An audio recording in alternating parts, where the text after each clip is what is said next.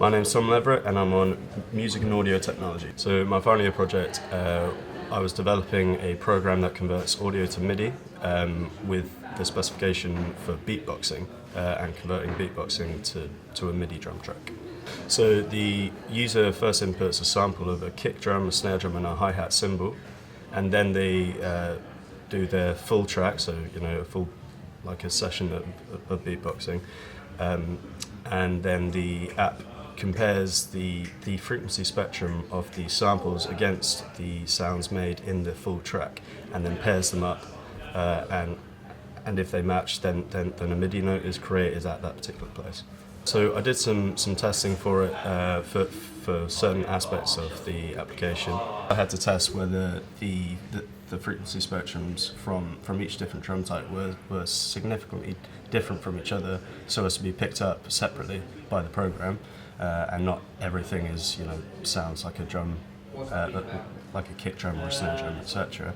And so I tested that, and the results were positive. I had a few anomalies, as always, but they proved that was possible and that they were sufficiently different. I also ran another test where I got users to test a certain drum type, so hi-hat or snare, and do a few versions of each, and that was to test to see if the program could pick up the same drum type in succession correctively, and that they'd all have a similar frequency spectrum. What inspired me to do it was when I'm composing music, particularly drum tracks, I often like to beatbox the track beforehand to try and get a sense of how it's going to sound. So I thought, well, why not just cut out the middleman, just beatbox it straight into the program and get the MIDI track after that. Just a lot easier.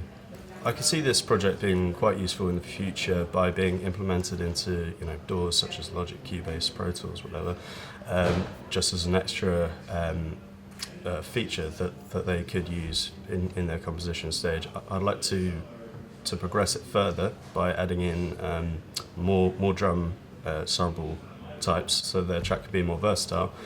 I have my own personal website, tomleverettaudio.com. It's not completely finished at the moment, but it will be soon, so you can look out for that if you like.